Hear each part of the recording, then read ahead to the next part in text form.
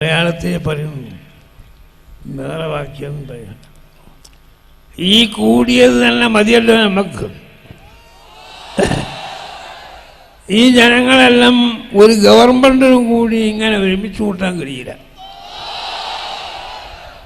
അള്ളാഹുവിൻ്റെ റസൂലിനോടുള്ള മഹബത്തിൻ്റെ പേരിൽ അതല്ലാതെ വേറെ എന്തുണ്ട് ഇവിടെ? നമ്മളെ എല്ലാ അഹ്ലുസുന്നത്ത് വൽ ജമാഅത്തിന്റെ അടിസ്ഥാനം തന്നെ അതല്ലേ. അഹ്ലുസുന്നത്തി വൽ ജമാഅ എന്ന് പറഞ്ഞാൽ എന്തെന്നാ മനസ്സിലാക്കിയത്? സുന്നത്തി റസൂലില്ലാഹി വ ജമാഅത്തി സഹാബ, അള്ളാഹുവിൻ്റെ റസൂലിൻ്റെ നടപടി, ജമാഅത്താകുന്ന സഹാബത്ത്,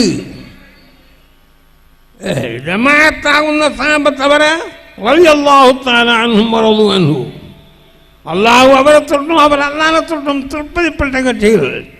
വരിദ്വാനും ഇലല്ലാഹി അക്ബർ, ഖുർആനിൽ അള്ളാഹു പറയുന്നു, അള്ളാഹുവിൻ്റെ ചെറിയ പൊരുത്തം ഏറ്റവും വണ്ണമായ അമ്രാണ്. അപ്പോൾ അതിൻ്റെ എല്ലാം അടിസ്ഥാനത്തിലാണ്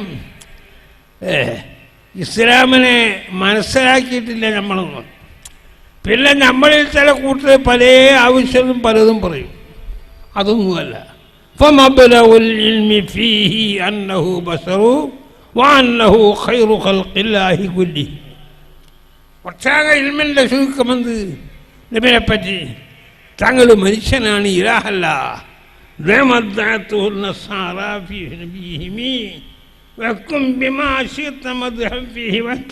എന്ന് മുഹമ്മദ് ബുസൈ പറഞ്ഞതല്ലേ. അങ്ങനെ ഒരുപാട് പറയാനുള്ള സഹോദരങ്ങളെ, റസൂലിൻ്റെ മുഹിബ്ബീങ്ങളായ ആശിക്യങ്ങൾക്ക് എത്രയോ കൊല്ലം വ്യാപാരത്തെ ആളുകളെക്കാൾ ശ്രഫാണ് അല്ലാഹുവിൻ്റെ അടുക്കൽ. ആ മഹബത്ത്, റസൂലിനോടുള്ള മഹബത്ത് തൊള്ളോണ്ട് പറയാനല്ല, നമ്മൾ എല്ലാ പ്രവൃത്തിയിലും അത് കാണും. അങ്ങനെ അള്ളാഹു പൂർണ്ണമായ മഹബത്ത് വെക്കുന്ന കക്ഷികളെ കൂട്ടത്തിൽ അള്ളാഹു നമ്മളെയും നമ്മളെ സന്താനപരങ്ങൾ ഖിയാമം വരെ വരുന്നവരെയും അള്ളാഹു ആക്കി തരട്ടെ. ദീന് അതാണ്. ദീനെന്ന് പറഞ്ഞിട്ട് എഴുതിണ്ടാക്കുന്ന സാധനമൊന്നുമല്ല. അതേ അവസരത്തിൽ റസൂലിനെ കുറ്റം പറയുന്നത് ലോകത്തുണ്ട്. ആ കുറ്റം പറയുന്നവർ റസൂൽ എന്തെങ്കിലും ആക്കിയിട്ടുണ്ടോ? ഒന്നും ചെയ്തില്ല. കുറ്റം പറയൽ മാത്രമല്ലോ, റസൂലിനെ കൊല്ലാൻ വേണ്ടി വന്നവൻ കൂടി എന്താക്കി റസൂൽ സ്വീകരിക്കല്ലേ ചെയ്തത്. അപ്പോൾ അള്ളാഹുവിൻ്റെ റസൂലിൻ്റെ സ്വഭാവം, നബിൻ്റെ സ്വഭാവം എന്തെന്ന് ആയിഷയോട് ചോദിച്ചു. ആയിഷ റളിയല്ലാഹു അൻഹാ ബീവിയോട് ചോദിച്ചപ്പോൾ ഖുർആൻ, നബിൻ്റെ സ്വഭാവം ഖുർആനാണ് പോരെ. അപ്പൊ ആ ഖുർആനിൽ തന്നെ പറഞ്ഞ എന്താ? ഏത് നബിമാരും, ഏത് ഈ ലോകത്ത് വന്ന നബിമാരും, അതിൻ്റെ അവസാനത്തെ നബിയാണെങ്കിലും അതിൻ്റെ അവല് കിടക്കുന്നത് അള്ളാഹുവിൻ്റെ റസൂൽ തന്നെയാണ്. അള്ളാഹുവിൻ്റെ റസൂലിന് ഉള്ള സ്ഥാനങ്ങൾ പറഞ്ഞാൽ തീരുമോ? അതിൻ്റെ തെളിവാണല്ലോ ഇപ്പോൾ എത്രയോ ആളുകൾ എന്തൊക്കെ പറഞ്ഞാലും ഈ കോഴിക്കോട് ഇവിടെ ഈ ഹുബ്ബു റസൂലിൻ്റെ പേരിൽ ഇവിടെ മാത്രമോ ലോകത്തിൻ്റെ നാനാ ഭാഗത്തും നടക്കുന്നുണ്ട്. ഞാൻ ഇന്നിവിടെ വന്നത് തന്നെ ഇവിടെ നിന്നാണ്, എറണാകുളത്തുനിന്ന് പ്ലെയിനിൽ വന്നിട്ട് അവിടെ എത്തിയത്. ഈ യോഗത്തിൽ എനിക്ക് തീരെ സുഖമില്ലെങ്കിലും വന്ന് നടത്തണം എന്നുള്ള നിർബന്ധമുണ്ട്. അതിന് ഇവിടെ ഈ മജ്‌ലിസിൽ കൂടിയാൽ തന്നെ നമ്മളെ ദോഷം അള്ളാഹു പുറത്തു തരും. വേറെ ഒന്നും വേണ്ട, അത്ര തന്നെ മതി. അതുകൊണ്ട് അള്ളാഹു നമ്മളെ പുറത്തു തരട്ടെ.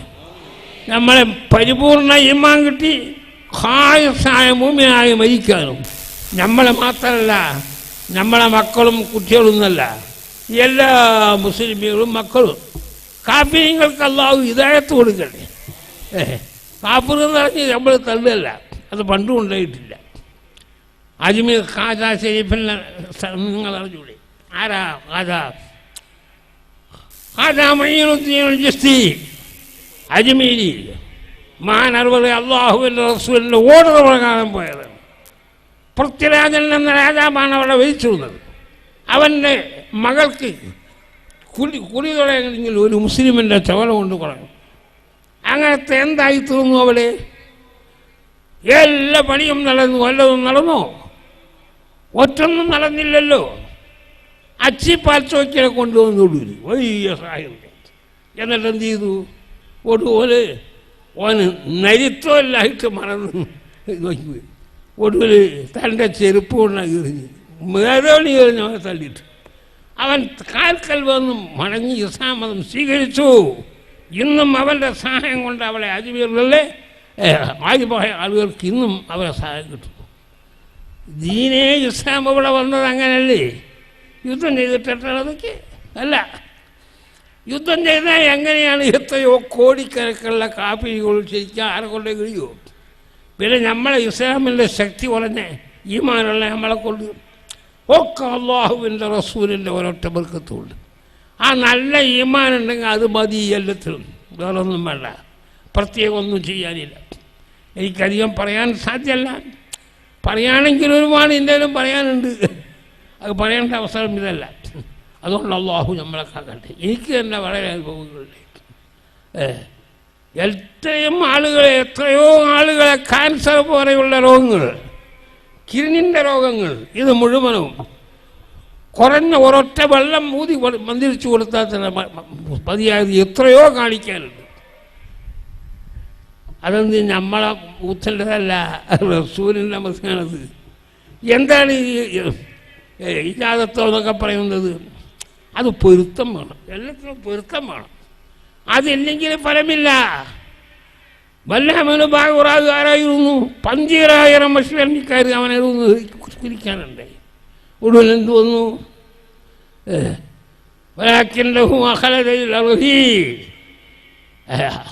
പേപ്പിച്ചു. അപ്പം ആരും പഠിച്ചു പോകും. അത് കാക്കട്ടെ നമ്മളെ.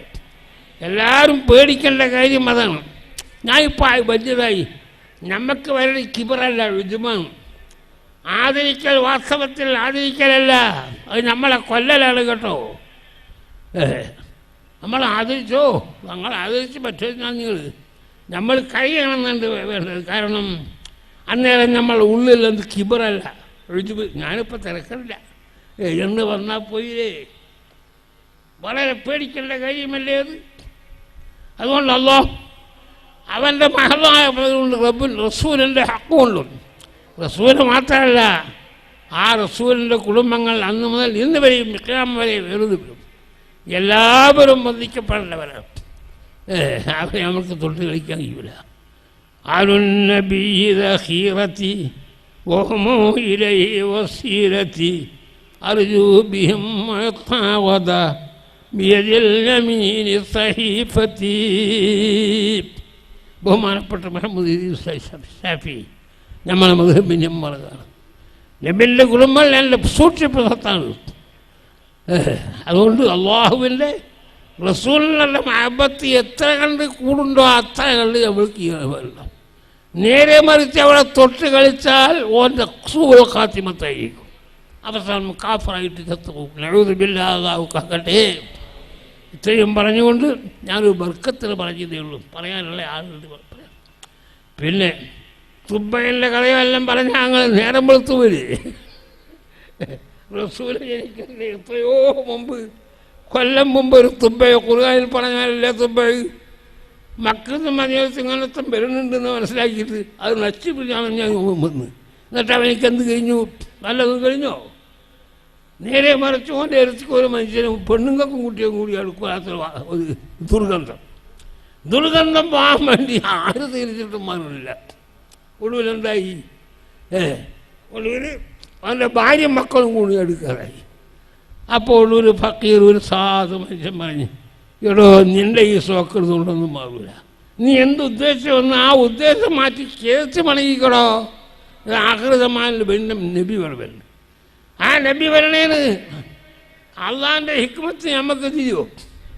റസൂല് മദീനയിലേക്ക് ഹിജ്റ വരാൻ വേണ്ടി പുറപ്പെട്ടപ്പോൾ എല്ലാവരും പുറജമിച്ചു. ഒരാളൊന്നും അണിയില്ല. എന്തേ? എല്ലാവരും ഭംഗിയാക്കിയ ആൾ പറയും, എൻ്റെ റസൂലിൻ്റെ പരയിൽ വരാലോ, എൻ്റെ അത്ര എളിയ മദീന, ഈ മാബൈന ലാബത്തിൽ മദീന, മദീനത്തിൻ്റെ 2 അതിർത്തിൻ്റെ ഇടയിലുള്ള ഒറ്റ കുട്ടിയുമില്ല. അതുകൊണ്ട് ഞാനതിന് മെനക്കെട്ട് കാര്യമില്ല, അള്ളാഹു എൻ്റെ പരയിൽ വരില്ല. ഈ തുബ്ബ എടുത്തുണ്ടാക്കിയ പോരൻ്റെ താക്കോൽ ഒടുവിൽ ആരേലുണ്ടായിരുന്നു? ആ പറഞ്ഞ സഹാബി അബൂ അയ്യൂബ് അൽ അൻസാരിയുടെ കയ്യിലായിരുന്നു. അള്ളാഹിൻ്റെ ഹിക്മത്ത് നോക്ക്. ആ അബൂ അയ്യൂബ് അൽ അൻസാരി അങ്ങനത്തെ ഒരു ശത്രുവിനെ കൊണ്ട് അള്ളാഹു ഉണ്ടാക്കി എത്രയോ കൊല്ലം മുമ്പ്. ഇതൊക്കെ പറയുകയാണെങ്കിൽ നീണ്ടുപോകില്ലേ? അതൊക്കെ ഒരു മജ്‌ലിസ് വിളിച്ച് പറഞ്ഞു തീർക്കാൻ കഴിയുമോ? നമുക്ക് വേണ്ട ഖൈറുൽ കലാമി മാ ഖല്ല വദല്ല, കുറഞ്ഞ സംസാരം, അതുകൊണ്ട് ആളുകൾക്ക് അനുഭവം ചെയ്യണം. അനുഭവം ചെയ്യേണ്ട പണി നല്ല അള്ളാഹുവിനോട് ഖാലിസായ ഖലാസുള്ള വാക്കാണ്. ഈ മഹാനവറുകൾ ആരാ? ഇവർ കാമിലെന്നൊന്നുമല്ല പറയുന്നത്. ഈ ഖയാലി നിങ്ങൾ പഠിച്ചിട്ടുണ്ടാകും, ഇതേമാതിരിക്കറിയാം. മുക്കമ്മൽ റസൂലിന് മുക്കമ്മലും മുക്കമ്മിലുമാണ്. എല്ലാ കമാലിൻ്റെ വസ്തുവുള്ള ആളാണ്. അതിനോട് കൂടെ മറ്റുള്ളവരെ കമാൽ ഉണ്ടാക്കി തീർക്കുന്ന ആളുമാണ്.